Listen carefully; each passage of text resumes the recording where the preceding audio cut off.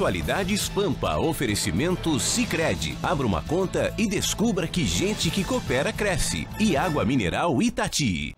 Olá, muito boa noite. Seja bem-vindo a mais um Atualidades Pampa, semana que começa 11 de março de 2019, segunda-feira. Nós já estamos no ar para deixar vocês bem informados, para divertir um pouco vocês também, afinal de contas, a gente gosta de conversar, gosta de discutir os assuntos mais importantes, aqueles que marcaram o final de semana e também esta segunda-feira. A partir de agora, você sabe que já pode se comunicar através das nossas redes sociais sobre todos os assuntos que estarão na bancada nesta segunda-feira, começando com Gustavo Vitorino. Pois mais um post do presidente Bolsonaro provoca polêmica e cria uma guerra com a imprensa. A gente vai discutir. Começou o julgamento do caso Boldrini. Em um final de semana movimentado, porque um avião que caiu no Quênia deixou 157 pessoas mortas e causou pânico geral no mundo. A proposta de compra de parte da Avianca pela Azul e os resultados do mercado financeiro em razão disso. Zizou voltou. Zizou tá de novo. Zizou vai salvar o Real. Zinedine Zidane, depois de 9 meses, volta ao Real Madrid. É a grande manchete do esporte no mundo hoje. Nasceu de novo. Mas vamos contar quanto vai custar ou custará, será pago pelo governo, a internação do presidente Bolsonaro no Albert Einstein. Vamos começar pelo assunto do dia, manchete nos principais jornais e veículos, que é o caso do Bernardo Boldrini, o julgamento que começou no dia de hoje. Ruschel. Antes de a gente ir para a parte técnica, eu tenho uma frase que ela é impactante, talvez diga tudo que a gente precise ouvir. Eu não tenho nada a perder, Bernardo. Tu não sabe do que eu sou capaz. Verdade. Eu prefiro apodrecer na cadeia a viver nesta casa contigo incomodando. Esta foi uma frase que continha um dos vídeos gravada onde ela fazia esta ameaça. Isso é a madrasta. Esta frase, ela valia todo o mérito do que viviam dentro daquela casa. Para quem não está familiarizado, afinal fazem 5 anos, o menino então tinha 11 anos apenas, ele era criado pela madrasta e pelo pai, que era médico e viviam num clima que se percebe o clima que esse menino vinha, e ele pedia socorro para as pessoas. A repercussão toda moral que houve na própria cidade foi porque ele tinha pedido ajuda antes de acontecer. Inclusive do juiz. Lógico, ele tinha ido espontaneamente, um menino, imagina um menino de 11 anos, né, se dirigir ao judiciário e pedir ajuda. Então, daqui a pouco o corpo desapareceu, o menino desapareceu e achou-se o corpo 10 dias depois. Começaram as investigações e não foi difícil chegar. As autorias são indicadas do pai, o médico, da madrasta e uma amiga e o irmão, que defendem-se dizendo que a sua participação foi apenas ocultação de cadáver. A acusação, o Ministério Público não aceita, ele está botando todos. O pai teria sido o grande mentor, ele não participou da execução, não foi ele que deu a dose de midazolam. Na verdade, a perícia diz que ele morreu por uma dose excessiva de um calmante, midazolam, né? Que o pai não participou do ato, mas tudo teria sido engendrado por ele em função de uma herança, né? Já que a mãe havia morrido, o menino era o herdeiro de tudo, e que o pai teria orquestrado isso. Quem perpetrou foi a madrasta, e esta amiga que ela levou era uma enfermeira. Defende-se dizendo que ela foi pressionada e que ela apenas fez a cova. E para isso, pegou o irmão, botou o irmão na bronca também. Só isso. Só isso. Eu gosto que ela falou só isso. Fez a cova.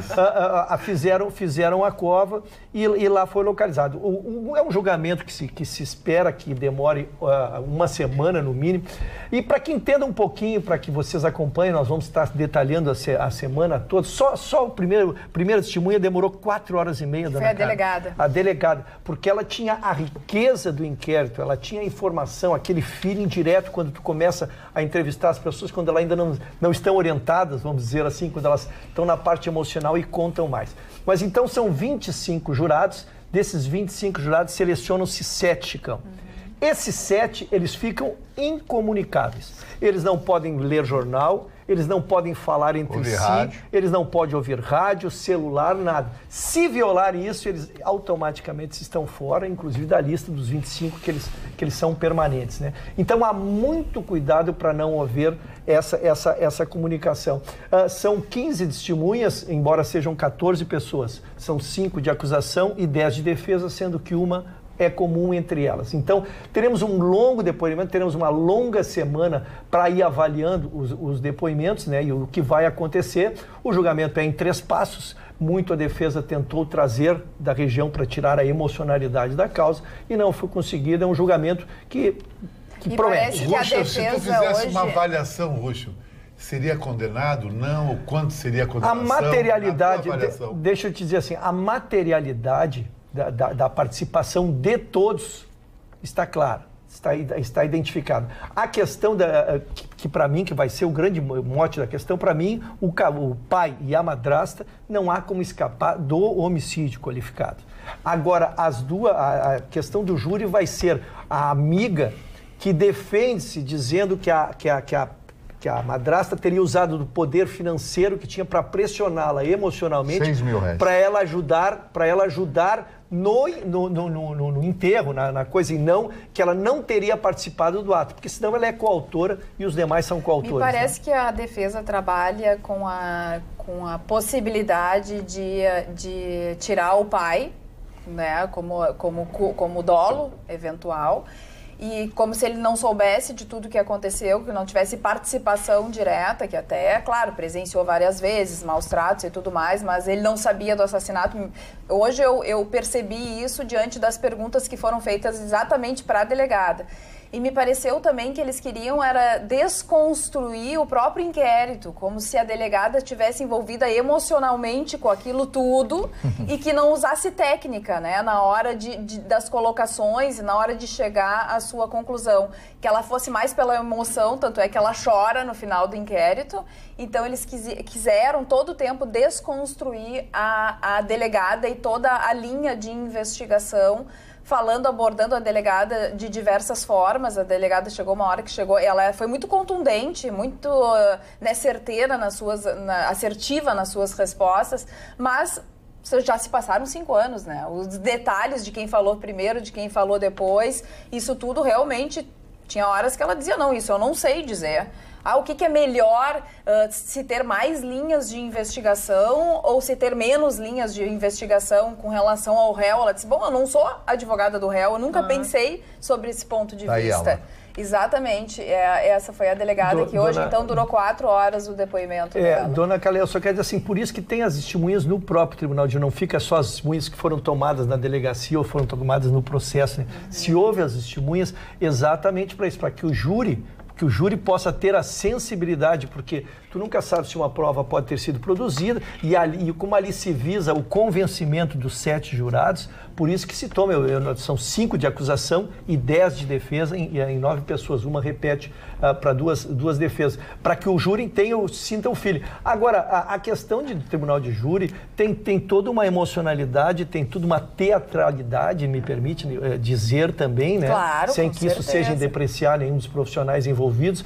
Então, isso é que quem já fez júri sabe. O juiz, ele quando reúne os jurados, ele previne os jurados. Olha, vocês não se deixem tomar pela emocionalidade, vocês não se deixem... São profissionais muito preparados, tanto o Ministério Público como os juízes, como os advogados, né? Vocês atenham-se aos fatos. Então, o juiz faz uma conversinha com os jurados, né? E os quesitos depois são feitos individualmente para que tu não chega lá e diz assim, sim ou não. Não, é uma série de quesitos, às vezes 20, 30, 40, 50 quesitos que formam todo um convencimento para que se dê a decisão final. Então, nós vamos acompanhar esse caso durante toda a semana, se é que vai durar toda a semana realmente esse julgamento, mas parece que sim, se são tantas testemunhas e se está demorando tanto tempo para cada testemunha, né, as perguntas do advogado, as perguntas do promotor e tudo mais, nós vamos acompanhar com certeza. Alguém mais quer falar sobre o caso? Eu queria dizer só que do que eu ouvi hoje à tarde do julgamento, me parece que a estratégia dos advogados é bem clara. Por ser um crime que tem comoção popular, e daí o porquê que tentaram tirar lá de 3 passos, me parece que a estratégia dos advogados foi a de adotar a dúvida. A dúvida com relação principalmente à participação do pai, porque a madrasta parece eles vão pressionar pressionar as duas delegadas, que foram duas delegadas que depuseram, né, a que deu início ao inquérito e a que terminou o inquérito. Eles vão pressionar as testemunhas. A ideia deles é lançar dúvida, para que qualquer hesitação ou qualquer dúvida possa ser explorada depois de forma teatral, como vocês falaram aqui, em frente ao júri. Eu acho essa estratégia a única que restou, né? Pois é. Porque tem réu confesso ali. E é difícil você, com réu confesso, você tentar... O único que vai tentar alguma coisa é o advogado do pai do Bernardo, que vai tentar dizer que ele não sabia. Exatamente. Mas o conjunto de provas é muito contundente. Eu ouvi parte do depoimento da delegada e me parece que é bem significativo. A estratégia dos advogados, como bons criminalistas, é levantar dúvida. A ideia não é nem mais dizer, olha, são inocentes, não, é levantar dúvida sobre tópicos do inquérito, tópicos do depoimento que possam provocar uma minhoquinha, né, na cabeça dos jurados. É uma estratégia comum, né? Quando o caso é muito forte, tu começar a duvidar da investigação e dos peritos que lá trabalharam para colocar a dúvida de que não foi corretamente... Né, seguido todos os passos, os processos. Você desqualifica para quem gosta daqueles seriados, né, de casos icônicos. Não, eu ia chamar o Marne agora aqui, porque tem um filme que tenho certeza o Marne assistiu, não sei se algum de vocês assistiu, que é 12 Homens e uma Sentença. Com certeza. É o típico caso. Um muda tudo. Nos Estados Unidos, diferente daqui, tem que haver unanimidade. Né? Então... o que acontece? Ou é todo mundo ou é ninguém. Dos 12 jurados, é Henry Fonda. Dos 12 jurados, 11 tinham a coisa como encerrada, absoluta. O filme é uma aula de direito, né? O filme é uma aula de direito penal. E um deles tinha uma dúvida, uma pequena dúvida. E ele começou a levantar a dúvida. E naquela dúvida veio uma segunda dúvida e uma terceira dúvida. E foram. Eu acho que eu posso contar o final do filme, porque é um clássico do cinema de 1958. Passa-se todo dentro de uma sala. O filme é todo dentro de uma sala. O filme é espetacular. É o Lumet, né? O diretor do Sidney. Sidney Lumet. O filme é espetacular. Mas ali demonstra bem qual é a intenção do advogado criminalista sempre que ele está diante de um caso que, digamos assim, tecnicamente é incontroverso. É criar uma controvérsia mínima para ter onde se agarrar. Como, por exemplo, o fato do pai, depois do sumiço do filho, ter feito as cirurgias, né, cirurgias eletivas, e algumas testemunhas disseram que ele entrou para fazer a cirurgia assobiando, e uma outra testemunha disse que ele entrou quieto. E a delegada se referiu apenas à testemunha e disse que ele estava muito bem, obrigada, e não se referiu a outra testemunha. Então, foram um dos pontos que a defesa bateu bastante, dizendo, por que tu não falasse da outra testemunha que disse que ele estava diferente do que ele sempre era? Porque não colocou no inquérito. E por que não colocou no inquérito, querendo realmente desqualificar o próprio inquérito? Quer puxar um fiozinho, quer puxar um fiozinho, Para quem gosta de seriados, tem um seriado da Netflix, The Staircase, que é basicamente isso, que tá tudo resolvido, mas só que a defesa... Não é bem assim, né? Não é bem assim, porque eles colocam os testes feitos pelos peritos que foram equivocados, e até mesmo os nossos telespectadores já participam aqui lá através do Facebook da nossa página, já tá a nossa foto lá para você comentar. E quem comenta aqui é a Esther Marta. Ela coloca: olá, boa semana, pessoal. Realmente o caso Bernardo é contundente. Imagino a tortura desse menino que pouco entendia da vida e já estava rodeado de cobras, tudo pela avareza e mesquinhez do ser humano, sendo que seus algozes lhe tiraram a vida. E também a Marielle Quintana coloca: pai e madrasta pegam 30 anos, descontam 4 que já pegaram, aí vem as brechas da lei, não duvido que logo estejam usufruindo dos benefícios. O advogado do pai é muito bom, a opinião dos nossos telespectadores. Dona Carla, só complementar uma coisa ainda, a questão que se especula é a atitude, tanto da madrasta em relação ao pai, de tentar salvar o pai, para que ele continue produzindo Porque os 2 presos não arrendam, né? Isso. Então, essa é a estratégia. A madrasta, ela está assumindo a autoria, ela está assumindo o que fez, o que estaria oportunizando, então, essa criação dessa tese de que o pai não sabia de nada, né? Mas é muito difícil pelo controle sensorial que ele tinha, pelo ambiente que já vivia, de que as coisas estivessem nesta linha para acontecer, né? Agora, nós teremos capítulos, só para encerrar aqui, na parte de encerramento, dona Carla, cada advogado fala 2 horas e meia, o promotor 2 horas e meia, e depois os advogados 2 horas e meia, e na réplica e tréplica cada um fala mais 2 horas. Então, nós teremos... Quem gosta do direito, quem ama o direito, ou quem pelo menos gosta desse tipo de coisa, eu sugiro que estão transmitindo pela TV, quem tiver a oportunidade de ver, porque os profissionais contratados são profissionais da linha, o Ministério Público sempre tem um profissional, então vai ser uma verdadeira aula de direito, embora o caso seja essa tristeza que a gente está vendo. Outra tristeza que aconteceu e saiu o laudo do IML hoje foi a morte do jornalista Boechat. E segundo o laudo, Boechat morreu em decorrência de politraumatismo.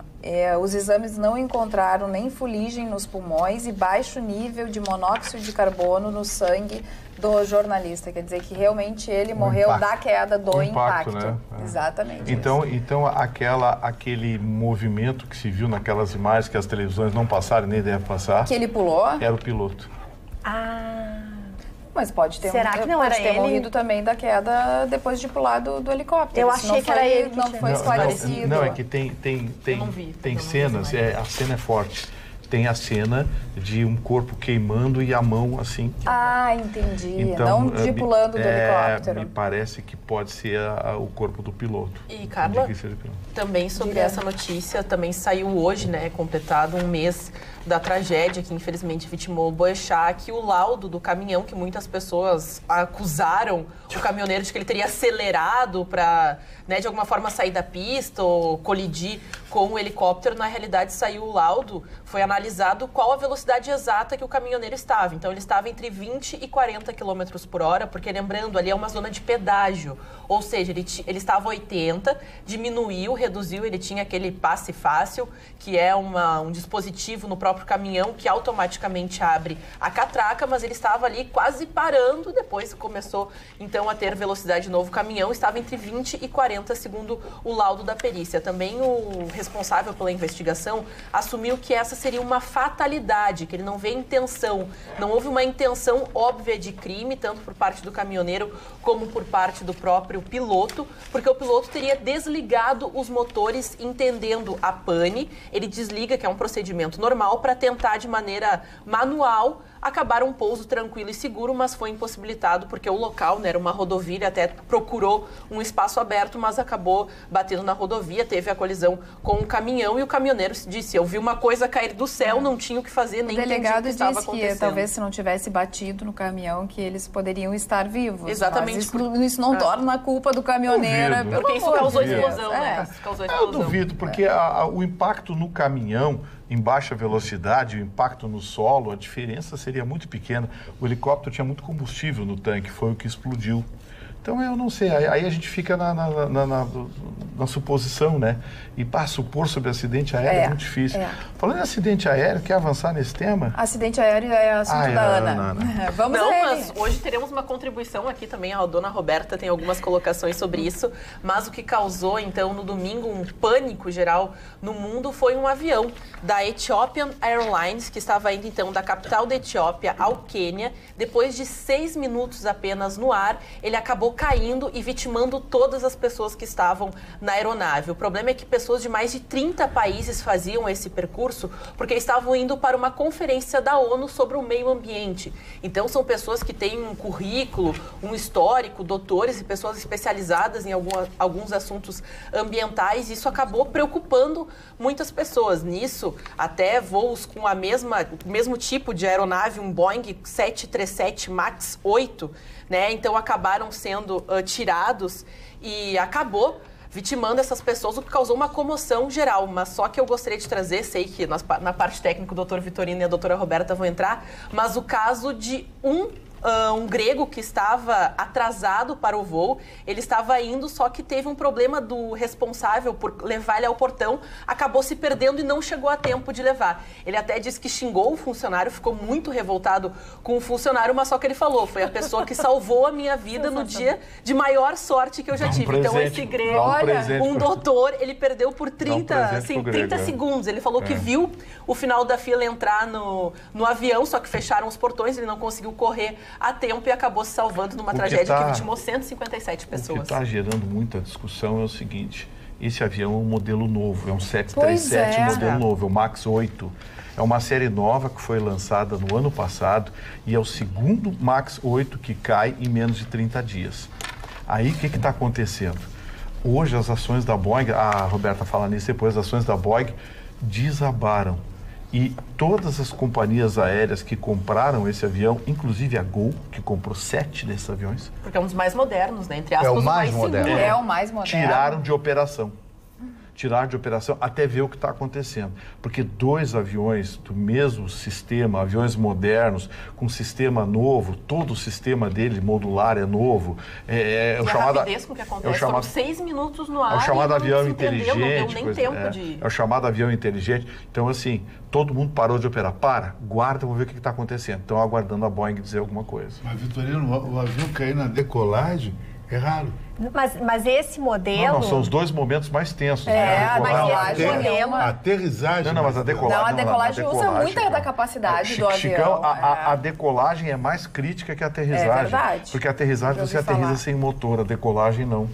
Se você olhar os últimos acidentes mas ele aqui no Brasil... todo o motor e vai, só pode estolar, isso é errado. É que o que causou... mas estolou, deu, né? É que o causou pânico nas pessoas foi porque o piloto entrou em contato com a torre e disse que estava com um problema. E foi autorizado pediu autorização para voltar. Só que nesse momento do retorno, o avião simplesmente caiu e nem se sabe. O piloto nem teve tempo de dizer o que estava acontecendo. É muita tecnologia. O contato quebra no momento que ele fala, precisamos voltar, ele é autorizado e nesse momento a dúvida é se alguma coisa do sistema inteligente falhou, porque eles alegam que inclusive o rádio ficou mudo. Exatamente. Antes do avião cair, o rádio ficou mudo. Então eles acham que foi possibilitando qualquer coisa mecânica, né? Um problema de com sistema. relação ao sistema da Boeing e a Airbus sempre foi mais tecnológica e tudo mais, e a Boeing mais tradicional. E entrou na da Airbus agora. E agora entrou na da Airbus e esse tá MAX dando 8 problema. é a última geração dos Boeing, é um avião moderníssimo, então todo mundo parou. A China cancelou tudo. A China, a Índia, esse país. A Indonésia cancelou. E agora a Etiópia. E as ações... Porque muitas pessoas priorizavam. Quem tem esses aviões, meteu tudo na garagem, deixa lá, vamos ver o que está acontecendo. Até ter o laudo final do que aconteceu. Na verdade, foi o seguinte, assim que aconteceu o acidente, a Bolsa de Nova York já estava operando, as ações caíram 13%, houve, então, uma perda, foi a maior perda em dólares de valor de mercado da Boeing desde os acidentes aéreos, aliás, do 11 de setembro em 2001. A perda foi de 30 bilhões de dólares. Chama a atenção que a nossa Gol aqui no Brasil, ela tem, como o Vitorino disse, 7 aviões desse modelo operando em rotas para os Estados Unidos, América do Sul e Caribe. E ela encomendou 135 aeronaves para renovar a sua frota. Hoje à tarde, nessa segunda-feira à tarde, o Procon entrou pedindo a suspensão desses voos da Gol, né, para que haja maior, segurança dos passageiros. Como nós estávamos falando... Ele encaminhou o Ministério Público Federal para que o Ministério Público Federal conseguisse uma liminar, entrasse com um pedido de liminar de uma ação civil, para que esses aviões ficassem nos hangares até que a Boeing se manifeste. Gustavo, chama a atenção que me parece que há alguma coisa muito específica desse modelo, né? Porque é o segundo avião que cai em 30 dias. E ele cai justamente em seguida que está a desconfiança decolando. A desconfiança deles é que o defeito seja sistêmico. Exato. Porque houve uma atualização em novembro do software de bordo. O software que comanda, são 4 computadores independentes que comandam o 8 MAX, o 737 e o 8 MAX. Esses 4 computadores tiveram uma atualização de software em novembro passado. E veja você, em fevereiro caiu um avião e em março caiu outro. Pegou uma coisa errada. Então tem a ver com isso, né? Mas já que nós estamos em momento falando em em aeronaves, enfim, a nossa Avianca, que anda com recuperação judicial desde dezembro do ano passado, foi hoje anunciado que a Azul tem interesse em comprar grande parte das operações da companhia no Brasil. Isso fez com que a Azul, que não está no índice Bovespa, mesmo assim tivesse as suas ações num crescimento hoje à tarde de 7%. E possivelmente vai ser um bom negócio investir na Azul. Porque... Só que eu achei o valor baixo, né? Você achou baixo. Exatamente, olha só. Qual foi o valor? O negócio preliminar é de 105 milhões de dólares, equivalente a 400 milhões de reais, né? Incluindo o arrendamento de 30 aeronaves. Slots, são 30 slots e mais quantas direitos aeronaves? De pouso e decolagem da companhia. Não, são 30 slots. São 30, e mais quantas aeronaves? 30 aeronaves. Pois é, Marni. 30 aeronaves. Cada aeronave vai sair por 13. São aeronaves arrendadas que serão 13 repassadas. milhões, tá muito barato. Tá muito barato. Pois é, mas é que o que acontece... Acho que a Avianca não aceita. Se não te vendam, como é que é gato mas é que não é toda a A operação, mesma né? vai entregar uns eletro, velho. Não é toda a operação, é um terço da operação, né? Não é toda. E toda a empresa que está em recuperação judicial, se bem gerida, ela é uma boa compra. É que a Avianca, quer manter as conexões para voos internacionais, porque o Brasil, geograficamente, em termos operacionais, é estratégico para a Avianca, para voos para a Europa. Não tanto para a América Latina, mas para a Europa. A Avianca quer manter os slots internacionais. Então, ela quer vender grande parte dos slots nacionais. E a Azul se interessou pelos slots nobres, que são os aeroportos de Belo Horizonte, Salvador, Recife, Porto Alegre, Curitiba. São voos nobres que sempre tem boa lotação.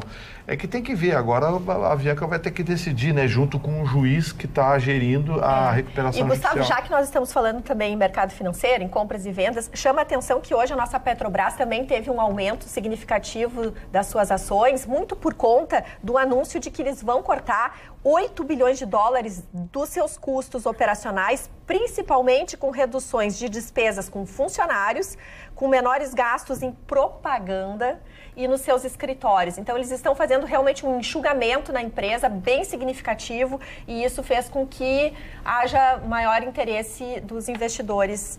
E aí a Bolsa nossa, né, terminou com mais de 2% de alta aos 98 mil pontos, o que é bastante significativo. E também tem o seguinte, né, Roberta? O ano começou hoje, né? Aliás, feliz 2019. É verdade, o ano começou hoje.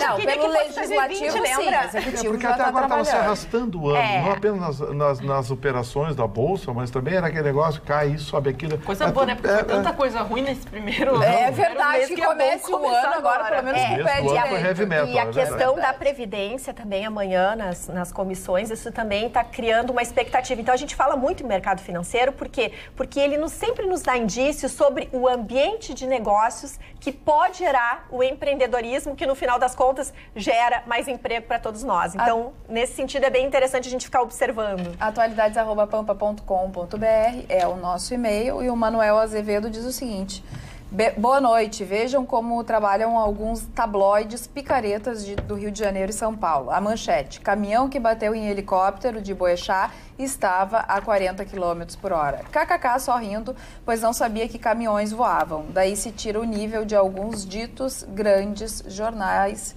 É a opinião do Manuel Azevedo e no nosso 999-777-001, que é o número do nosso WhatsApp. O André de Pelotas pergunta qual é o nome do filme citado pelo Vitorino.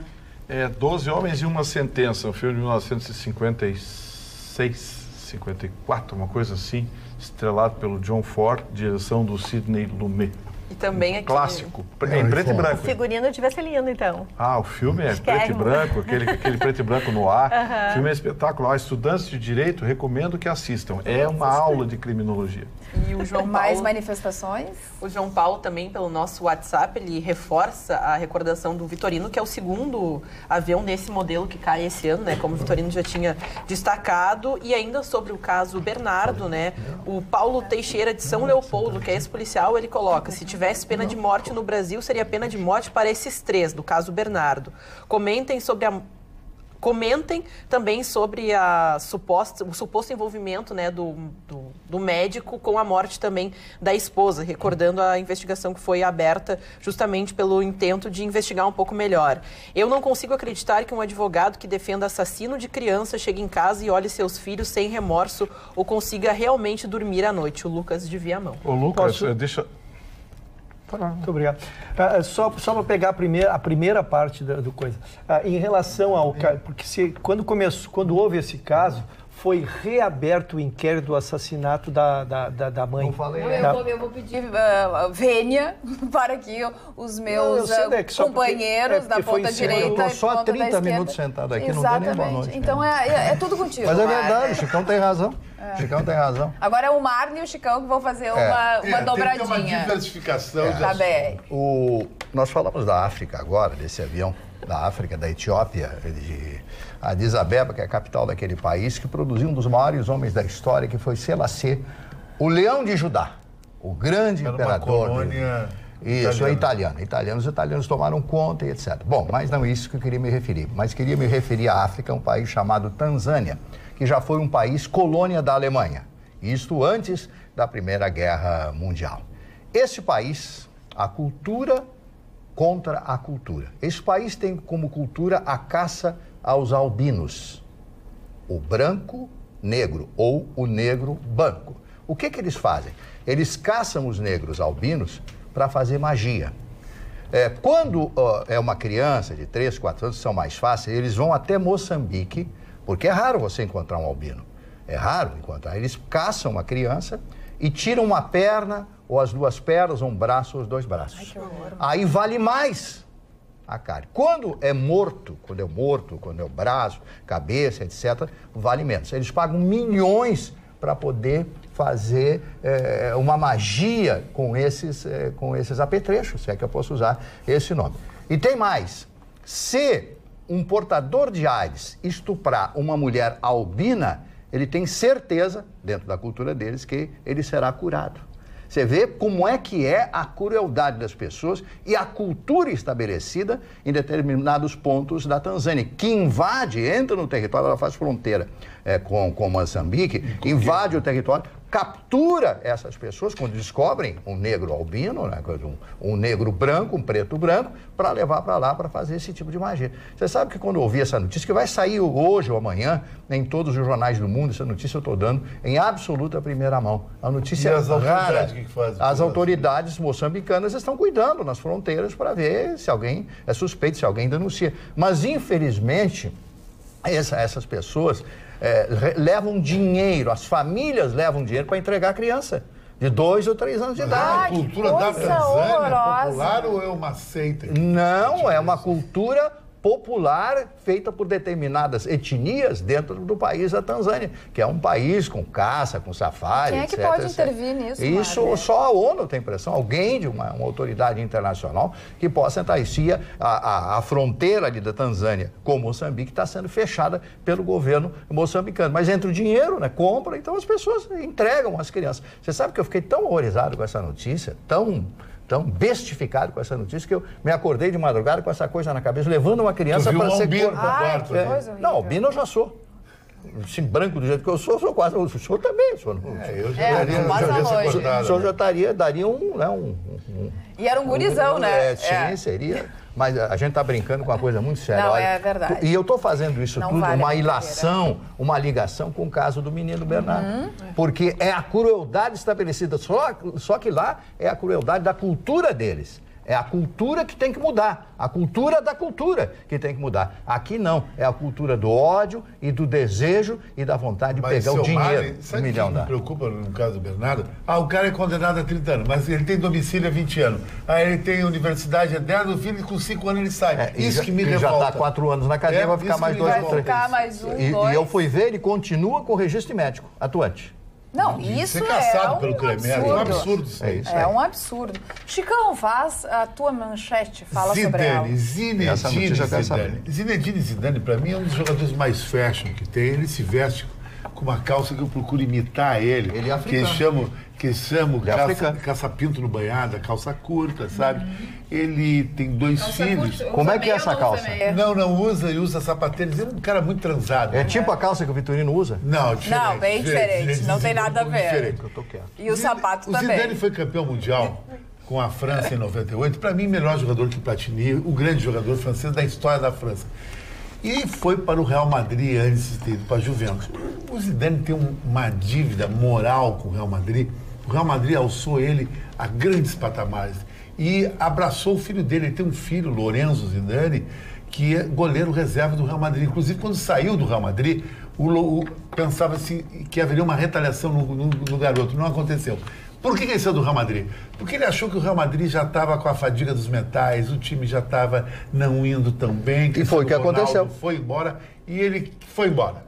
Agora ele recebeu um convite, assim, de Florentino Pérez, o presidente do Real Madrid, de alta humildade. Vem nós reerguer e nós salvar. E Zidane vai para tentar colocar o Real Madrid nos grandes patamares. Vejam só, o Real Madrid sofre uma crise. Nos últimos 5 anos, ele ganhou 4 Champions League. O Grêmio e os times brasileiros, nos últimos 5 anos, ganharam uma Libertadores da América e o técnico é ovacionado. Lá não pode errar. E eu acho que Zidane não vai errar. E o Vitorino também tem um comentário sobre Zidane, que é um jogador que ele aprecia muito. Não, o Zidane, eu concordo com você, para mim é o maior jogador francês de todos os tempos. De origem marroquina, ele é um craque. Agora tem uma coisa, a saída do Zidane, ela não foi tão pacífica quanto se pensa. Hoje, eu estou tentando lembrar o nome do editorialista do jornal O País de Madrid, que no editorialista de esporte, que no caderno de esporte revelou alguns dos motivos que teriam feito com que o Zidane saísse do Real Madrid. E foi problemas o Zidane internos. é argelino. Argelino, perdão. E ficou aquela coisa no ar, assim, da saída do Zidane. E depois se ficou sabendo que o Zidane teria saído porque ele é primeiro contra a saída do Cristiano Ronaldo.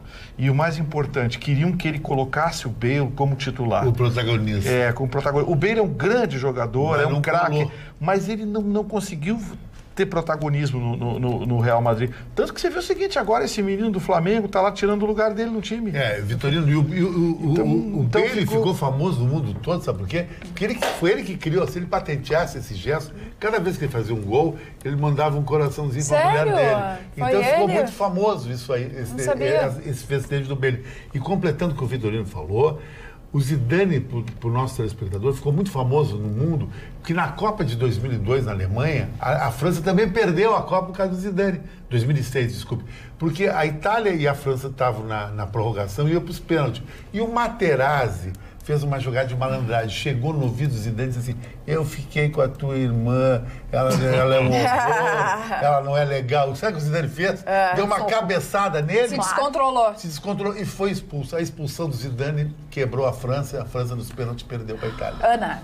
Interessante isso. Rapidamente, né? gostaria de fazer... mulher, né? É perigoso. O Ruxa do lado aí, né? O Ruxa é mexido. O Zidane da bancada vai estar mexido. A dona Ana parece uma pussycat. Nada, é uma revelação visual que tem. Motoqueira. Cada dia um estilo. Queria mandar um abraço para Marilene Quintana, sem querer, eu falei de maneira equivocada o nome dela, peço desculpas, muito obrigado pela sua participação e mais uma vez desculpas pelo equívoco e um abraço para Marilene.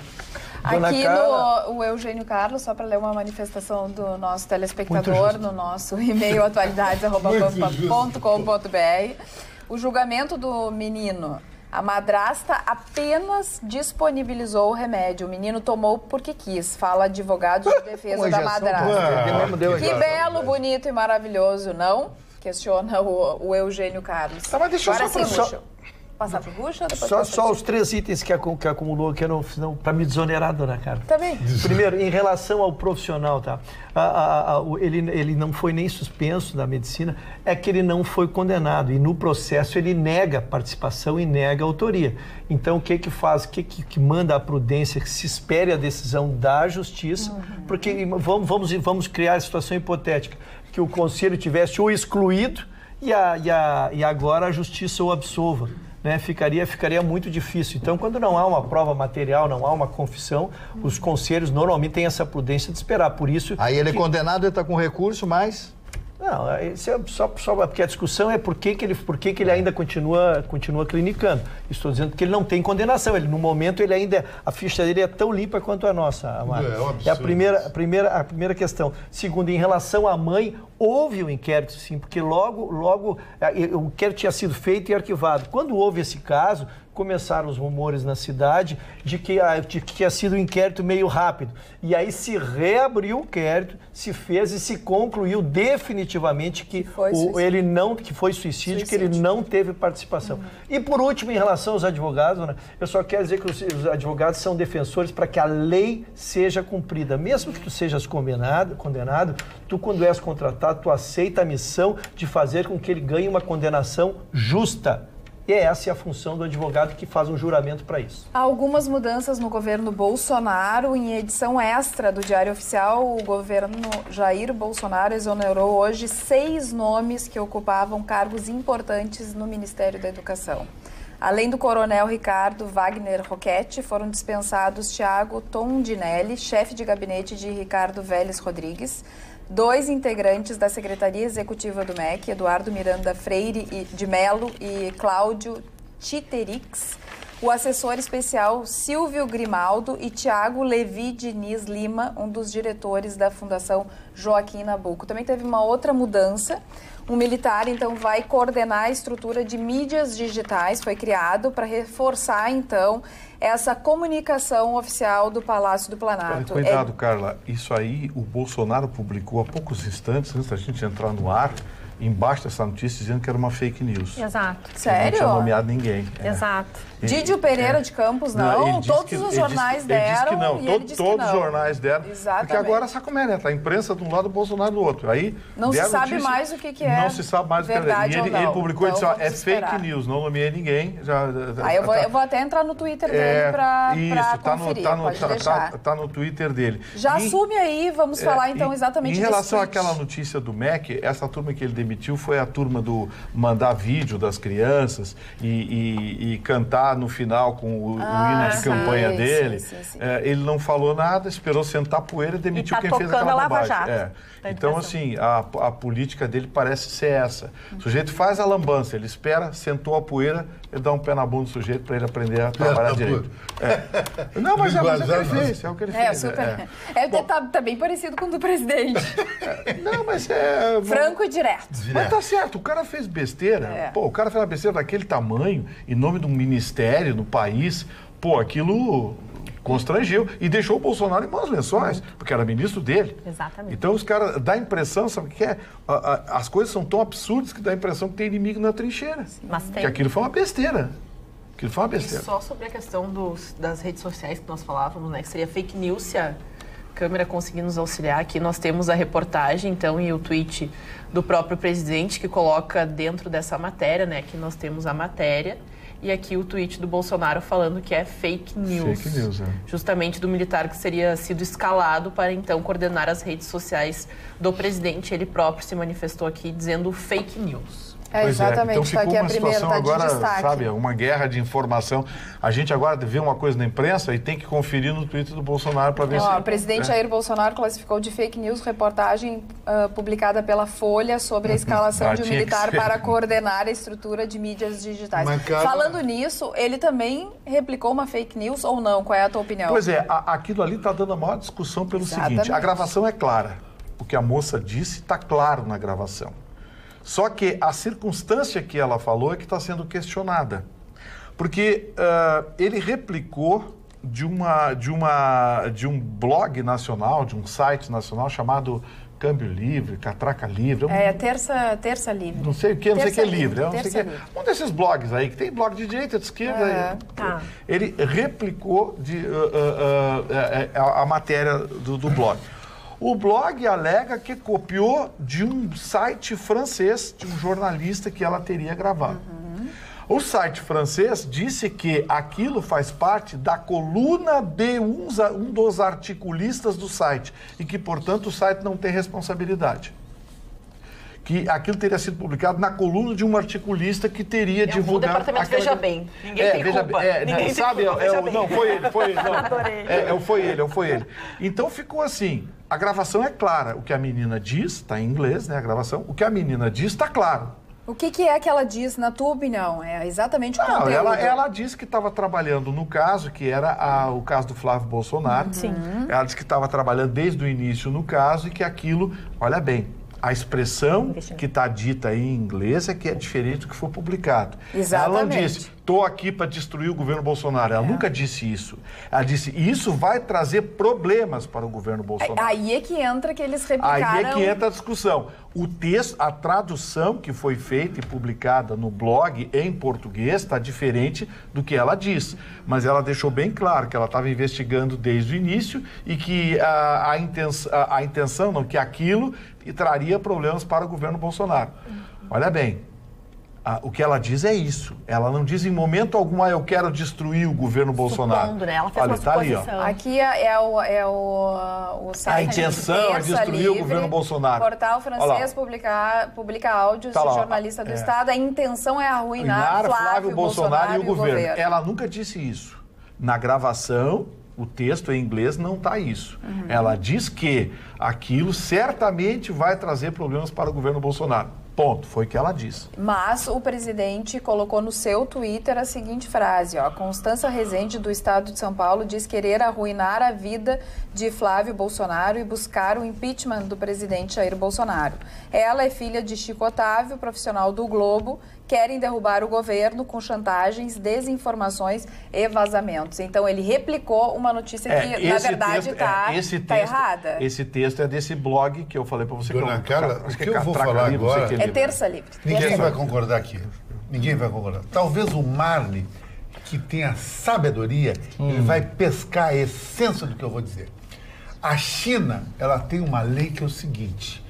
Pode usar internet, pode usar Facebook, pode usar tudo. Não pode não. Não pode deixa não. eu terminar. Tá, só não pode usar a internet para falar do governo bem ou mal. Do governo não existe internet. Sabe por quê? Aí evita tudo isso. Esse fake news, que é uma invenção moderna, a notícia que não é notícia, deixa de ser notícia, só serve para quê? Para desestabilizar o país. Isso aí deveria ser proibido. Vai falar da Bruna Marquezine, do Neymar, fala do futebol, fala da Anitta, se o bumbum dela é bonito. Mas esquece, o governo não pode falar. É proibido. É cadeia. Concorda ou não, Mari? Às vezes tem que ter censura. Quando um povo não tem a cultura que nem nós temos, nós não temos uma cultura escocesa, irlandesa, nós temos uma cultura nada a ver. Chinelona, nossa cultura. Então tem que ser proibido. Mas nesse caso, foi o próprio presidente que replicou. Não, mas não pode nem com o presidente, tem que eliminar tudo isso aí, só dá problema. Dona Carla. Mas censura, só vão botar Só que trabalha num programa que não tem nenhum tipo de censura que a gente fala, o que a gente quer do governo. Que desestabiliza um país, não serve. Dona Carla, eu vou dar, agora para levantar o astral, espero que você seja sábio. Eu vou dar a relação dos 5 brasileiros, sei que o Brasil tem uma parte que dá certo, 5 brasileiros que têm uma fortuna de mais de $1 bilhão entraram na revista Forbes. O primeiro deles, com 2,3 bilhões de dólares, é o médico Cândido Pinheiro Coren de Lima, dono dos planos de saúde Rap Vida. Os filhos dele, o Jorge e o Cândido Júnior, cada um tem 1,2 bilhão de dólares. Segundo lugar, Luciano Hang, né? Aqui está que ele a breguíssima réplica da Estátua da Liberdade. E o jornalista que publicou isso é inimigo do Bolsonaro, então chama já de brega o Luciano. Isso. 2,2 bilhões de dólares, segundo a revista Forbes. A Luísa Trajano, que é dona dos magazines Luiza, ela é a sócia principal, etc., ela tem uma fortuna de 1 bilhão e 600 milhões de dólares. E, finalmente, Joesley e Wesley Batista. Depois de todo o escândalo, a empresa cresceu 40%. E cada um deles tem uma fortuna avaliada em 1 bilhão e 300 milhões de dólares. Vamos agora falar do que realmente dá certo. Pois é, e o que dá certo tem Libertadores, tem muitas competições nacionais e, claro, o Grêmio Porto Alegrense está esperando você. Garanta o seu ingresso de camarote na Arena Tricolor nos jogos oficiais do Grêmio Porto Alegrense. Nessa modalidade, você terá sua cadeira exclusiva e um camarote compartilhado com seus amigos e outros torcedores com todo o conforto. segurança e um amplo espaço interno, mobiliado, com serviço de Wi-Fi gratuito, serviço de alimentação e bebidas, tudo mediante contratação e muito mais. Adquira o seu ingresso pelo e-mail comercial@arenapoa.com.br ou pelo fone 51 Porto Alegre 3092 9676 ou 3092 9677. Vou repetir. O e-mail é comercial@arenapoa.com.br e os telefones 51 de Porto Alegre 3092 9676 e 3092 9677. Realmente eu tenho razão. Um amigo meu disse o seguinte: lança um fake news na Suécia para você ver. Cadeia! Não teve um cara que pegou cadeia, que fez isso aí? Essa história de fake news não é liberdade. Tem coisa que tem que ser censurada. Ah, sim, com certeza. Mas se não censurada, tem que ser punida. Punida, mas é exatamente de forma exemplar. Certo, mas é que no momento, assim, ó, se a gente for pensar, também a liberdade de imprensa é importantíssima. Né? E sob um ponto de vista, se as pessoas começam a identificar que um canal de comunicação tem muita fake news, o que as pessoas vão fazer? Acreditam mais. Não vão mais acreditar. Então, por si só, o Mercado Livre vai fazer a limpeza, tu percebe Chicão, isso? Eu só queria te dizer, dar como alento que começou a responsabilização das pessoas pelas fake news e eu já tenho orientado que não reproduza nada que tu não tenhas absolutamente certeza. Mas, por exemplo, essa hoje... notícia aqui do Estado de São Paulo e outros veículos de comunicação no Twitter, ela se replicou que o governo Jair Bolsonaro decidiu formar um novo núcleo na comunicação e tudo mais.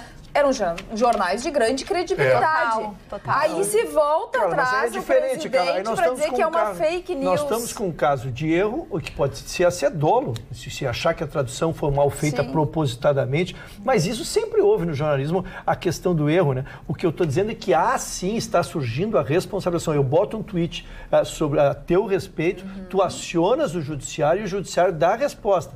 A doutora Roberta compartilha o que tu pusesse, ela é corresponsável, a ação minha já é contra ti e contra ela. Mas a calúnia assim no fake news não é punida. Botaram um fake news na internet mês passado dizendo que eu era viado. Isso aí me prejudicou pra caramba. Não, mas e quem é que tu procuraste? Mas qual é o advogado que tu procura? Tem um advogado, tem que procurar a polícia. O cara plantou na internet. Mas eles descobrem, Chicão. Não, hoje tem que procurar a polícia. Qualquer manifestação... Hoje se localiza qualquer calúnia que for feita na internet, numa rede social, é passível de punição grave e tu vai ser ressarcido sem dúvida. Mas agora mostra o Marne rindo. O Marne tá rindo. Sabe o que o Marne disse lá, baixinho? Ele disse que tu tá bravo porque o teu namorado ficou revoltado. O Marne disse. O Marne tá namorando ele não assumiu, Marne. Nos corredores da Pampa, ele tá namorando Lacerda. Foi o Marne que disse. Não assumiu? Não assumiu Lacerda. Não assumiu. Boa noite. O Dilon Camilo, é muita explicação para um governo que começou há poucos meses. O esforço dos eleitores de Bolsonaro para explicar as bobagens que o governo tem feito é muito grande. Enquanto isso, o general Mourão olha de longe esperando o momento de assumir esta bagunça. Dilon Camilo. Aliás, o general Mourão estava ao lado de Paulo Sérgio Pinto, de Alexandre Gadré, todo mundo ali na Expo Direto Cotrijal hoje. Está fazendo. Não, linda dele. Paulo Sérgio articular o golpe. E, Carla, nesse domingo, né, nós tivemos o troféu, né, o troféu Senar, não é isso? E a Expo Direto, realmente, assim, é a 20ª edição. Houve vários... É um movimento muito importante no cenário da nossa agroindústria e não apenas ela gera e fomenta todo o que há de mais tecnológico no meio empresarial rural, eles também estão ali desenvolvendo uma série de atividades voltadas para catalisar realmente movimentos políticos em defesa do agronegócio. São 534 expositores, 65 países presentes, um público esperado de mais de 250 mil pessoas em 5 dias de feira e o volume, a expectativa é de movimentar 2,7 bilhões de reais em negócios. É um volume, é uma transação 20% maior do que no ano passado. Então vejam a pujança do nosso mercado de agronegócios. O Rio Grande do Sul sozinho responde responde por 60% do mercado de fabricação de máquinas e implementos agrícolas do Brasil. Eu fiquei muito orgulhosa da nossa Rede Pampa, ontem homenageando e estando ali o nosso vice-presidente, estava o governador do estado, estava a ministra da Agricultura, uma série de autoridades, foi extremamente prestigiado. A Rede Pampa está de parabéns e toda a família Gadré também por desenvolver algo tão importante para o nosso estado, que fomenta empresas, negócios, mas sobretudo gera empregos. Troféu Brasil Expo Direto. Expo Direto, exatamente. É um troféu tradicional. Agora, em relação ao Expo Direto, é o maior evento do agronegócio a céu aberto da América Latina. É disparado o maior evento, superou o de Ribeirão Preto, que por muitos anos foi o maior do Brasil. Agora, tem uma coisa de curioso, eu vinha cobrindo esse evento há muitos anos, e há alguns anos atrás, a gente buscava tecnologia e vendia o produto brasileiro como similar ao produto top lá fora. Empresas americanas, empresas japonesas, empresas alemãs, a gente copiava o produto deles. Hoje mudou a coisa, eles vêm buscar a nossa tecnologia aqui. Quem diria, a nossa tecnologia hoje é de exportação. O Brasil é um dos maiores fornecedores de máquinas e implementos agrícolas para a África. Compradores, vem delegações da África, 10, 12, 14 países vêm aqui comprar as nossas máquinas e implementos agrícolas. Por quê? Porque são mais baratas e a tecnologia é de ponta. E o mais interessante, empresas multinacionais instaladas no Brasil, que começaram produzindo com tecnologia importada, hoje adaptam a tecnologia brasileira aos seus equipamentos e mandam para as matrizes, Marne. Mandam para as matrizes, o que é surpreendente. Ou seja, o Brasil hoje está na liderança. Quero mandar um abraço aqui ao Dr. Cláudio Bier, presidente do Sindicato de Máquinas e Implementos Agrícolas, porque hoje o Brasil lidera o mercado mundial no segmento. Muito bem. Quanto gastou Jair Bolsonaro na sua internação, Marne Barcelos? O Renan Calheiros está contra o Bolsonaro, já avisou hoje. Deve estar muito preocupado. O 400 mil reais que será pago pelo Exército, e a Presidência da República tem verba, vai retornar esse dinheiro para o Exército. Eu acho que está certo, o Presidente da República, né? Qualquer lugar do mundo é isso. Lógico. Foi isso ou não da notícia? 400 mil reais. Tá. A notícia é muito curta. Parece a manchete. Eu tentei entrar 3 vezes e a dona Carla não deixou falar. É verdade. Acontece que eu não espicho. Tu não espicha, é em drops. Espicho. É em drops. Sistema jornalismo moderno. Exatamente. Não é aquela história que nem deputado fala e fala. O Marne é de vanguarda. Agora, CCJ, só para tranquilizar, então, nós estávamos preocupados e cobrando a instalação da CCJ, né? Finalmente está marcado para quarta-feira. Serão 66 integrantes, a CCJ é que faz a análise da constitucionalidade da lei da Previdência. O partido do PSL, o seu líder de governo, Joyce Heisselmann. A Patrícia. Que pronúncia ainda. Que pronúncia. Já indicou o doutor Francis Kine. O doutor... Até a pronúncia é complicada. Vai te dar mal. Já indicou o Francis Kine como candidato. Serão 5 candidatos à presidência dessa Câmara. Como eu disse, serão 66 integrantes. Quer se instalar imediatamente isso, para que, vista a constitucionalidade, possa ir para a matéria principal, que é exatamente a legislação. Também está se encaminhando aquele último óbice, que era a questão dos militares, para que seja examinado em conjunto. E, por último, ficou o benefício da prestação continuada. Esse continua sendo, dona Carla, o que parece que vai ser o calcanhar de Aquiles. É aquele benefício que hoje vigora de até os 65 anos. Quem chega aos 65 anos não tem nenhum tipo de renda, ele ganha um salário mínimo, e este projeto passa para 70 e 400 reais. Então, aí parece que será o calcanhar de Aquiles desse projeto da Previdência. Muito bem, Ana, tem alguma participação aí no WhatsApp? Temos muitas participações. Facebook, enfim, nas nossas redes.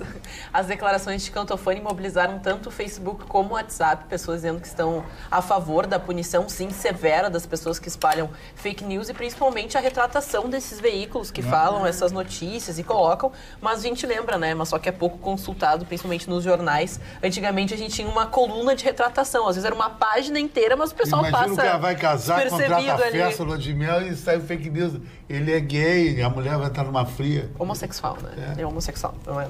Boa noite. noite. Concordo plenamente com o Chicão Tofani. Muita frescura na internet ultimamente. O Malcolm Ruben de guarda, ele é guarda-vidas, né? Então, da Operação Golfinho. Muito obrigado por estar na nossa audiência. Boa noite, queridos. A imprensa virou uma entidade intocável e ninguém avisou.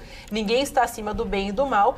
Todos podem errar e podem admitir os seus erros e desçam logo desse pedestal. A Miriam Andres de Campo, bom, obrigado pela sua participação. Boa noite, vocês são muito competentes, maravilhosos, está inigualável o programa hoje. Hoje está absolutamente espetacular. A Tânia lá de Bagé que está na nossa audiência. Obrigada. Boa noite.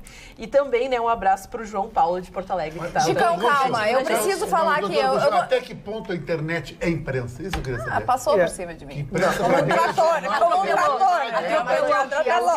Eu, como sou um menino muito comportado, se a dona Carla me autorizar a responder, não estou autorizando. Não quer saber mais. O Emilson Almeida pergunta o seguinte, esse penteado da senhora Ana... Ele vai perguntar uma coisa pra ti. Presta atenção. Esse penteado da senhora Ana é o melhor visual. Os outros eu não tinha gostado muito, mas é só a minha opinião. Chicão, tu que é o mais fashion, acha que a Ana está bem com esse cabelo estilo Cleópatra? Com todo respeito, ela é muito bonita com qualquer cabelo e vocês são um show. Eu posso opinar sobre a Ana, porque eu vi o início da Ana aqui na televisão e na rádio. A Ana é uma revelação não só no talento, inteligência, no visual dela. É um visual único, é um visual Cleópatra, um Cleópatra high-tech.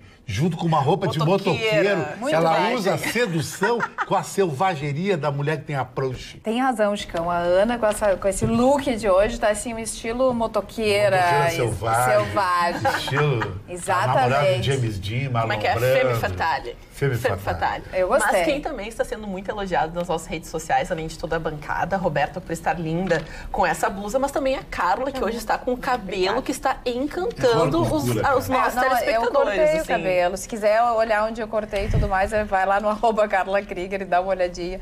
Quem é a minha cabeleireira. Tá todo mundo gostando mesmo. E aí com o corte, com esse jeito, assim, com Babyliss, parece que eu fiz mecha, mas na verdade eu não fiz mecha. Você é dessa mecha, né? Não sei. Chicão, eu não me manifesto mais sobre a beleza das colegas, porque eu sou sempre mal interpretado. É verdade. Sou sempre mal interpretado. Mas já que pegou a palavra, vai ter lombada, não vai ter lombada, o presidente disse que vai ter, não vai ter lombada. Mas eu tô torcendo pro presidente. Eu tô torcendo pro presidente. Que bom. Porque o presidente deu uma declaração boa, que muito parecida com aquilo que a gente pensa. Ele disse que vai terminar com as lombadas eletrônicas, tá? Falou que existe contratos em vigor, que, portanto, ele não vai rescindir contratos, lógico, nem teria sentido, mas que não vai mais ter lombada, que conforme forem terminando os contratos, ele vai encerrar. Porque o que ele descobriu? Ele disse aquela linguagem simples daquilo que a gente diz, né? Que é tanta lombada que dá a ideia que a solução não é pedagógica, e sim arrecadatória. Então, que ele queria terminar com isso. Ele citou uma estrada lá, Rio-Santos, né? E disse que tem tanta lombada ali que é impossível tu sair no trajeto e terminá-lo sem levar 2, 3 multas. E eu aqui comemorando, feito um gol do Grêmio, né, dona Gata? Aí veio o ministro do turismo, é o ministro da infraestrutura. Como é que é o nome do ministro? O doutor Tarcísio Freitas. Ele deu uma declaração falando de várias coisas, dos projetos deles ali, mas ele disse que vai haver lombadas aonde for necessário. Então ficou essa pequena dissonância 24 horas depois. Então ele disse que vai haver uma redução das lombadas, mas onde houver necessidade por ser para evitar excesso de velocidade, ele disse que continuarão as lombadas. Então ficou esse pequeno dissintonia. Não está acima da velocidade, qual é o problema da lombada? Só para causar uma polêmica. Não. A lombada, o que são lombadas eletrônicas? Lombada não é a lombada. É eletrônica. É a eletrônica, sim, exatamente. Ele disse que são tantas, o presidente disse que são tantas, e ele citou o trecho Rio-São Paulo, que tu te distrai, daqui a pouco tu leva uma multa. Tu não tem como fazer o percurso sem levar uma multa, tamanho número de lombadas eletrônicas. A mesma coisa acontece em Osório, não é verdade? E que o fim seria arrecadatório e não mais pedagógico. Sim. E eu fechei 100% com ele. Então, se comemorou isso. E no dia seguinte, o ministro foi questionado sobre isso E aí ele disse que onde houver problema de redução de velocidade vai continuar. A pessoa não sabe nem qual é a velocidade que tem que andar. Eu acho que esse ministro é um sério candidato a ser mais uma, levar um pé na bunda. Vai também sair do time. Porque se você quer reduzir a velocidade, você põe aquele cacurutozinho. Acabou. A lombada antiga. Você reduz. Se tu tá na alta velocidade, que ele destrói teu carro. Destrói teu carro. Não anda mais. Não anda mais, tu arrebenta a suspensão. Aí é educativo, porque é 500 pila só pra mudar. Vai pagar. Mas não, o objetivo é arrecadar. O objetivo é arrecadar. Não é educar as pessoas. Não é. Eu não consigo esquecer aqui em Porto Alegre, alguns anos atrás, aquela investigação sobre empresa de radar. O dono da empresa de radar dizendo, porque o Ministério Público gravou, né, com autorização judicial, e eles estavam dizendo assim, o dono da empresa de radar dizia, não, mas lá não sei quem tem uma curva assim, ali a gente põe logo depois da curva, ali dá para fazer mais ou menos umas 6, 8 multas por hora. Ai, que horror! Que raiva. Puramente arrecadatório. Botaram aquilo no ar. Tem melhor? Pô, o negócio, não vi ninguém punido. Não. Acho que a empresa continua colocando radar por aí, tá tudo certo, tá tudo bem.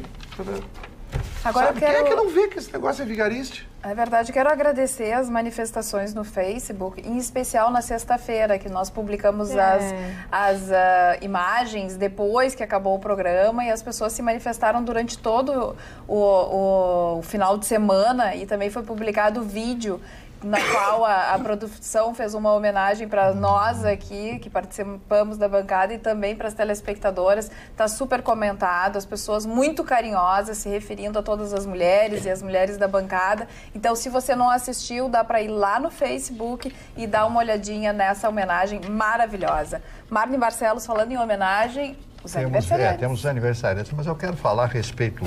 Ele acaba comigo. Ele quer falar outra coisa. É porque eu tenho que aproveitar a oportunidade. Não, eu vou te dar mais oportunidade. Escassamente. Por favor. Mas sobre... Ele estragou meu raciocínio, mas eu vou lembrar do que eu tinha que falar. Porque sabe, fala dos aniversariantes. Não ter religião é a minha religião, dizia Feuerbach. Eu acho que está o correto, né? Porque quem gosta de religião, quem estuda teosofia, estuda todas as religiões. E é importante que você tenha um conhecimento, mesmo que pequeno, de todas as religiões, para que você possa, na sua crença por Deus, os santos, eu sei lá o que você pode acreditar, você forme a sua vida dentro disso. Porque muitas pessoas vivem sem ter religião, mas outras pessoas necessitam disso. O problema de fé. Fé, qualquer um pode ter. Mas vamos aos primeiros aniversariantes. Barata Ribeiro, político importante, pai do Agildo Barata. Ele foi prefeito do Rio de Janeiro, foi uma pessoa muito conhecida, deu no seu nome uma das principais ruas de Copacabana, que é a Barata Ribeiro, né? Uma das ruas muito conhecidas do Rio de Janeiro. Aqui está ele, que nasceu em 1843. Raul Walsh, diretor do cinema americano, que faleceu em 1980. Harold Wilson, político britânico, foi primeiro-ministro daquele país na época da Guerra Fria, na época em que a Inglaterra sai da Segunda Guerra Mundial totalmente enfraquecida, perdendo todas as suas grandes colônias, como, por exemplo, a Índia, logo após a partilha das Índias, quando a Índia é dividida, né, entre o Paquistão e a Índia, entre os muçulmanos e os hinduístas. O Aléa Garcia... não, mas antes eu tenho que falar dessa figura, né? Astor Piazzolla. Estaria de aniversário. Que é isso? Astor Piazzolla. Que é isso? Eu tive o privilégio de assistir um show dele lá em São Paulo, há muitos e muitos anos atrás, e eu me lembro exatamente desse show. Ele era fantástico. Para alguns argentinos, ele destruiu o tango, porque o ritmo novo que ele criou dentro do tango, ele renovou o tango, né? Os velhos tangueiros, os gardelistas, Alfredo Lepere e outros tantos compositores de Discépolo, e outros tantos compositores argentinos de tango, não gostaram do tipo que ele criou, mas ele inovou. Ele viajou o mundo inteiro tocando esses tangos criados por ele, né? Eu achava ele maravilhoso. Léa Garcia, atriz negra brasileira, fez muitas novelas e continua trabalhando até hoje. Ela está com 86 anos de idade. Harold de Oliveira. Harold de Oliveira foi o segundo senador eleito no Rio de Janeiro. Aí eu comecei a levantar aniversário dele, a vida dele e tal. Ele é gaúcho de São Luís Gonzaga, eleito senador no Rio de Janeiro. Benedita da Silva, minha querida amiga, deputada federal, hoje foi reeleita com uma boa votação, completando hoje 77 anos de idade. Benedita foi candidata a prefeita do Rio de Janeiro e perdeu, e foi candidata a vice-governadora junto com o Garotinho. O Garotinho, para ganhar, pediu o apoio do PT, o PT deu apoio com a Benedita, com o compromisso de entregar o governo para que ele se candidatasse à presidência da República. Então, ela também foi governadora do Rio de Janeiro, casada com Antônio Pitanga, o pai da Camila Pitanga.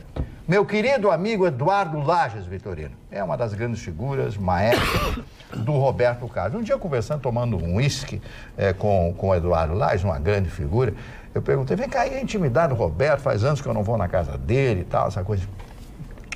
Roberto não convida ninguém para ir na casa dele. Olha. Não, ele tem uma vida absolutamente reservada. Nem o Eduardo, não sei se agora, faz anos que eu não falo com o Eduardo, não sei se agora, ele está completando hoje 72 anos, se ele frequenta a casa do Roberto. Mas o Roberto, aquelas pessoas que trabalham com ele procura manter uma distância, né? Para ter um relacionamento somente profissional e não afetivo. O Eduardo Lages esteve nas últimas 2 festas nacional da música. É uma pessoa super simples, um cara extremamente educado. A mulher dele foi raptada. O Roberto Carlos não fala com os músicos dele, ele fala com o maestro. É isso aí. Dominique Sanda, atriz francesa. Guitarra alta, baixa. Completando 71 anos no dia de hoje. Tetê Espíndola, completando hoje 65 anos, a Tetê Espíndola. Canta uma música da Tetê. Não tem. Tem que ter o agudo. Não tem timbre para isso. Mas ela, quando entrou naquele festival que ficou imortalizado cantando, aquela música ficou simplesmente histórico, né?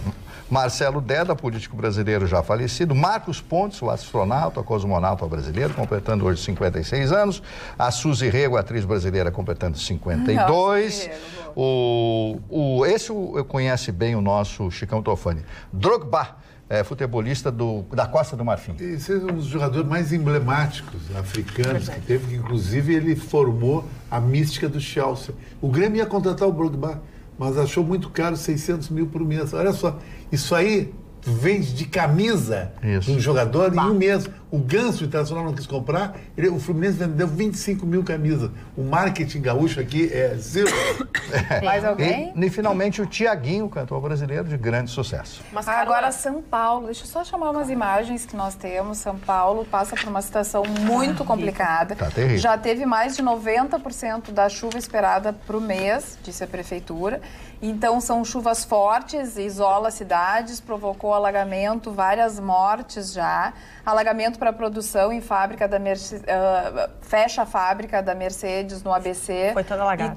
Ficou toda completamente alagada. As imagens são realmente fortíssimas. Olha, o carro sendo levado pela chuva, as pessoas sendo resgatadas, inclusive pela própria comunidade. Foi assustador. Foi assustador. Começou a chover no final da tarde, não parou. Não parou, as famílias isoladas, crianças, né? O helicóptero em ação para buscar, para resgatar essas famílias. 13 pessoas já morreram. Por isso que eles 13 estavam, pessoas, né? Aquela BMW ali vai valer o dobro, porque ela é também aquática, né? Olha ali, ela está sobrevivendo. Erupção submarina. Olha, vou falar uma coisa Não pra afundou. vocês. Eu vi imagens, imagens hoje à tarde, o pátio da distribuidora da Mercedes-Benz, dos automóveis, mas deu vontade de chorar.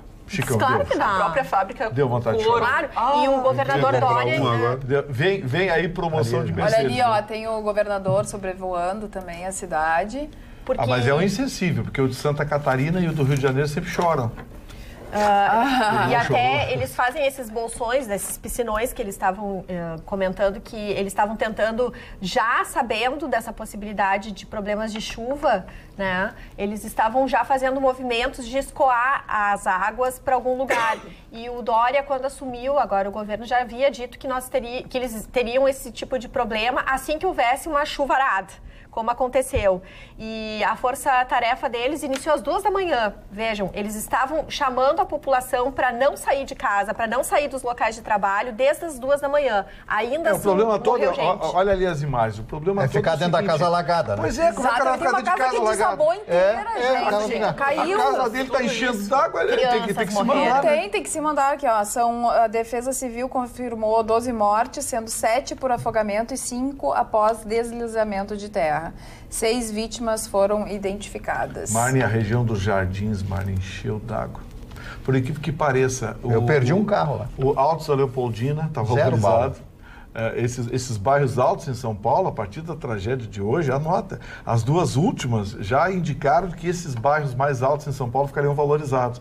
O Altos da Leopoldina, ali perto do Ceasa, que vai valorizar para burro. Ali não vai encher d'água nunca. Mas Jardins encheu d'água. Bom, a periferia, o ABC Paulista, Santo André, São Bernardo, São Caetano, o ABCD, né, Diadema também, encheu d'água, que é uma baixada, encheu d'água. E a previsão é de continuar chuvas nesses próximos 2 dias. Então, realmente, e o Rio de Janeiro também enfrentou dificuldades também nesse domingo, nessa segunda-feira. Então, a gente percebe que o Sudeste, ali, toda essa região tá bem complicadinha. Essas cidades mais densamente povoadas, você não tem faz calçada, ela se torna impermeável. Exatamente. Não tem ponto de escoar. Ela acaba ficando, né, nas zonas mais baixas, você faz principalmente calçada. naqueles córregos. É o que nós temos aqui com a Ipiranga. Você faz calçada, você põe asfalto, faz calçada... Gustavo, tira as árvores, não tem como... Mas tu pode ter certeza de uma coisa, algum movimento São Paulo vai apresentar de algum tipo de investimento para solucionar esse problema. Que esse problema não vem de hoje, ele já está há algumas décadas sendo vislumbrado. Está se agravando. Tem os piscinões. Mas esses piscinões é isso que eu estava dizendo, que o Dória disse que ele não dá conta do volume de água. Já é previsto que não vai dar conta. Então, alguma solução... É que não tem nenhuma cidade no mundo que resista a uma determinada precipitação pluviométrica acima da média. Eles dizem que a partir de não sei quanto, nenhuma cidade resiste. Não, e é 90% do mês em 2 dias. Exatamente. Pois é, o problema todo que está é o seguinte, a velocidade com que essa água desce. Então, ela enche, pum, e desce rápido. Exato. Não dá tempo de fazer a meleca. E nesse caso ali São Paulo não enche. E fica qualquer chuvinha. Qualquer chuvinha. Não tem dreno, né? Não tem como drenar toda essa água. Infelizmente, falar um episódio muito engraçado que aconteceu com um amigo meu. Nós estávamos falando, ficamos preocupados com ele na cidade de São Paulo. Ele falou assim, eu perdi meu carro, agora vou encontrar em algum lugar, vão me ligar para mim recuperar o carro, eu vou ter que encontrar, porque eu não tenho a mínima ideia para onde ele foi, né? Então o pessoal foi levado pela água. Mas esses horas de algum vídeo que a gente viu, né? Mas você sabe, a recuperação de um carro inundado não existe. É só para questão de seguro. E o seguro? Só para questão de seguro, porque precisa ter um veículo essa BM só na água. Porque aqui detona tudo, só essa BMW aí que vai. Só na água. Se essa BMW voltar a funcionar... E Dona volta. Carla, o que impressionou nesse acidente é que aquela morte daquelas 3 pessoas estava acontecendo uma festa naquela casa. E as pessoas foram embora. Se acontece um pouquinho antes, eu vi o depoimento de quem estava no evento. Se tivesse acontecido durante o evento, nós teríamos tido uma tragédia muito maior. Tinha tido um aniversário ali. Eu morei, eu só gostaria de contar rapidamente para vocês. Eu morei numa rua. Pode ocupar mais espaço do programa. Eu morei numa rua chamada uma rua em que passava um córrego por baixo, né? Só que o córrego estava tapadinho, bonitinho, como querem fazer aqui na Ipiranga. Não era Veneza. Não era Veneza, mas virou. Bom, aí... O córrego Pirajussara, né? Que ele vem e se transforma num rio. Aí, um sábado de tarde, eu tinha vindo da rádio, ia ver negocinho na televisão. Aí, estacionei meu carrinho, sempre humildezinho, carrinho lá, estacionado na rua e tal. Aí, subi, eu morava no 3º andar do prédio, né? Ali no bairro Butantã, que é o bairro das Cobras. Vitor não gosta muito de lá. Não, bom, o senhor que está dizendo, não sou eu. Aí... Se identifica, será? Aí começou a vir aquela chuva, chuva, e o carro lá embaixo, vou deixar esse troço aí, né? Uhum. 1 hora depois eu fui olhar, o carro estava boiando, acabou o meu carro, perdi o carro. Perdeu e tinha seguro? Não. Perdi. Aí comprei outro, né? Viu? Não tinha problema, né? Aí vendia troco de banana com boqueiro. Lá chama-se boqueiro quem vende carro. O boqueiro aceitou por uma aninharia, tem que desmontar, montar. Ele deu uma lavada ali, deve ter vendido e tal, etc. O carro era razoável e tal. Aí comprei um outro carro, aí comprei um carro melhorzinho. Tu vendeu o carro para o boqueiro? O boqueiro ficou com o carro na troca por outro. O carro que valia 5 mil ficou valendo 500, mas tudo bem, pelo menos me livrei daquela abóbora. Olha aqui, a Agência Federal de Aviação dos Estados Unidos informou não haver, até o momento, relação entre a queda do Boeing 737 MAX 8 na Etiópia, no domingo, e o acidente com o avião do mesmo modelo da Lion Air, na Indonésia, em 29 de outubro de 2018. O acidente na Etiópia, que vitimou 157 pessoas, foi com o 737 MAX 8 desde que entrou em operação comercial em 2017. Relatos externos estão apontando similaridades entre esse acidente e o acidente com o voo 610 em 29 de outubro de 2018. No entanto, essa investigação acaba de começar e até esta data não foram fornecidos dados para tirar conclusões ou tomar quaisquer ações, diz, então, a Agência Federal de Aviação dos Estados Unidos. Claro, ele tem todo o interesse do mundo, até porque a Boeing é americana e tem uma concorrência com a Airbus acirrada. Sim, exatamente. Então, se há parecer suspeito nesse caso, é o da Agência de Aviação. Exatamente. Eles vão fazer a questão da dúvida, né? A dúvida é essa. Vão levantar porque a dúvida. mesmo que exista um problema, eles vão tentar esconder. Lembra aquele caso do Fokker 100? Sim, da TAM, aquele que caiu. Sim. A Fokker holandesa escondeu até quebrar. É verdade. Quando faliu, eles admitiram. Realmente tinha o defeito, nós não assumimos. Todos os relatórios. E quantas vezes a gente pegava e a gente pegava um monte de medo. O negócio deles é negar. Senhor Ruschel. Pois não. CCJ só votará a Previdência após o governo enviar propostas sobre militares, dizem líderes. A decisão foi anunciada na noite desta segunda-feira, tomada em reunião de líderes e realizada na residência oficial de Rodrigo Maia.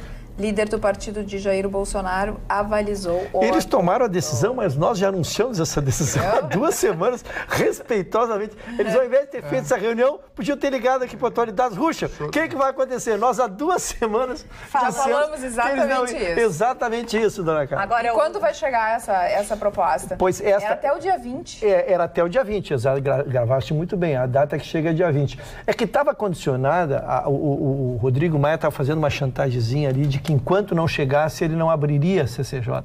Né? E isso retardaria todo o início do trabalho. Então ele transigiu, vai abrir a CCJ, ainda assim, o que se sabe é que ela não vai andar enquanto não encostar essa matéria dos militares. Né? Mas foi um progresso, a decisão de abri-la, nós noticiamos hoje na primeira parte do programa, né? Os 66 integrantes, tem 5 candidatos à presidência, o doutor Francisquini é o mais forte, que é indicado pela Geis. E, então, acho que agora anda, mas realmente... Joyce, sem chegar dos militares, realmente não vai andar. Outra notícia, a Procuradoria-Geral da República arquiva pedido que tentava impedir Gilmar Mendes de julgar ações de Aloísio e Paulo Vieira. Essa é para o Vitorino.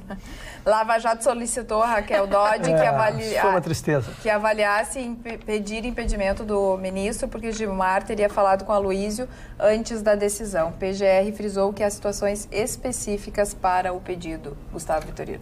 Mas a turma lá se protege, né? O Gilmar vai julgar, já conhece os caras, já são todos amigos, vai julgar, vão dizer que não tem nada a ver, que ele é um julgador isento e blá, blá, blá, blá, blá, blá, e vão manter, ele vai inocentar todo mundo. Corporativismo. E agora... E dona Carla, foi uma tristeza porque circulou nas redes o pedido fundamentado pelo Ministério Público Federal. Sim. A gente, quem gosta do direito e lê, né, era uma peça muito fundamentada. A gente tem a impressão de que é o julgamento muito mais na área política do que propriamente técnico. Porque estava muito fundamentada a relação dele exatamente com o PSDB. Roberta? Não, eu só ia comentar que o presidente da Câmara, o Rodrigo Maia, estava também e foi agraciado com o troféu Expo Direto Cotrijal, agora em Não Me Toque, nesse domingo. E ele andou pelo Rio Grande do Sul, ele esteve em Bento Gonçalves, na região dos Vinhos. E ele anda fazendo uma certa política regional pelo Brasil e é curioso esse movimento que o Rodrigo Maia está fazendo. É interessante, assim, buscando apoios políticos. Com relação à Venezuela, Marne Barcelos, qual é a situação atual? A Venezuela vive hoje o 5º dia de apagão. Hoje, já é o 6º dia, já estamos entrando hoje no 6º dia de apagão. E esse apagão dá poderes a Guaidó de que ele, dentro, como presidente da Assembleia Nacional, peça ajuda internacional. Então, aqueles que estão ao lado dele estão pedindo que ele force a entrada de um país, ou alguns países, uma força multinacional dentro, para que possa resolver esse problema. Porque não é possível o país, 90% do território venezuelano não tem energia elétrica. As pessoas estão morrendo nos hospitais, todos os mantimentos que existiam dentro dos refrigeradores... Imagina, se já era estragado agora... Agora vem de carne podre já abertamente. Quem conhece a Venezuela, eu tive 2 vezes na Venezuela, Caracas, Avenida Sabana Grande, é um país riquíssimo, a maior jazida reserva de petróleo do mundo, um país que produzia 3,5 milhões de barris de petróleo, hoje produz 1 milhão e pouco de barris de petróleo, vivendo num caos. E o esse idiota desse tal de Maduro, ele vai para fazer, fica 5 horas falando na televisão, não sei que ele fala tanto na televisão estatal, e dizendo, a culpa é dos Estados Unidos.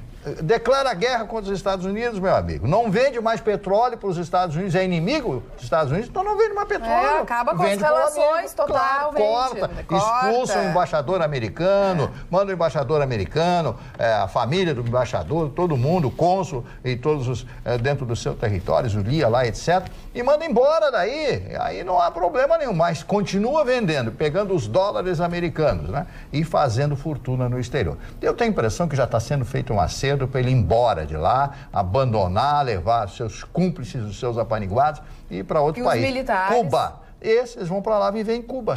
Em Cuba? Em Cuba, o único país que vai dar apoio para ele. E a Rússia? A Rússia, não sei não, porque aí ele não manda mais. O mais dramático disso tudo é que agora, no meio da tarde, seria final da manhã lá na Venezuela, já dá indício de que começa a faltar água, porque não tem energia elétrica para as bombas. Os reservatórios estão esvaziando.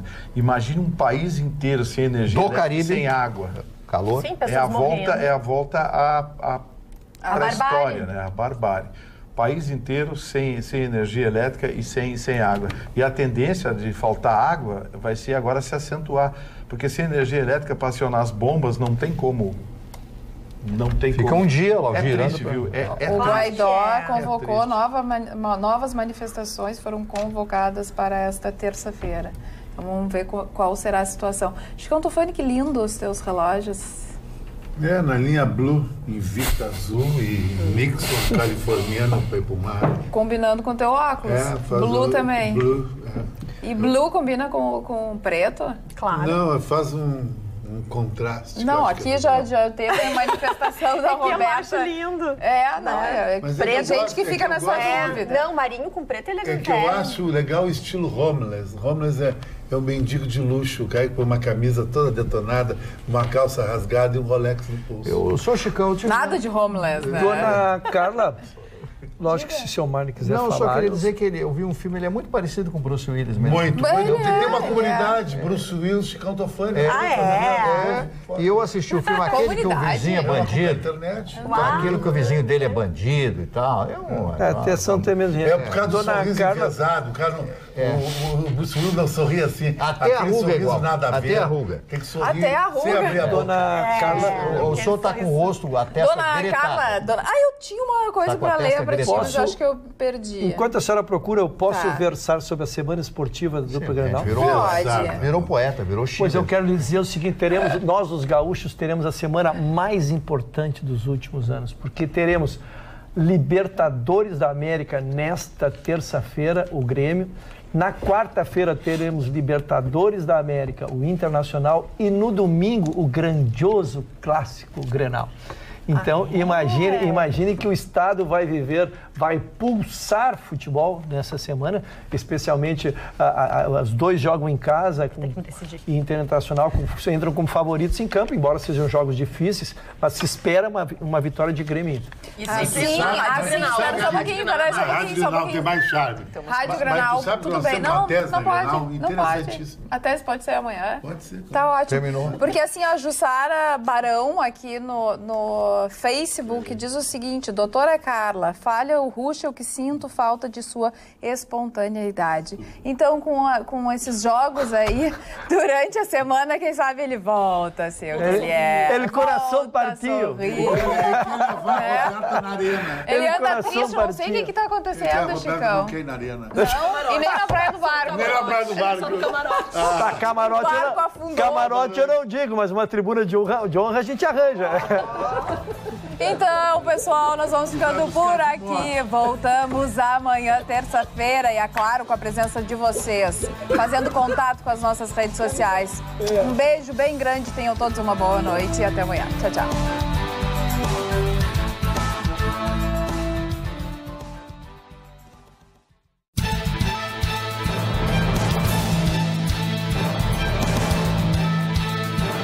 Atualidades Pampa. Oferecimento Sicredi. Abra uma conta e descubra que gente que coopera cresce. E água mineral Itati.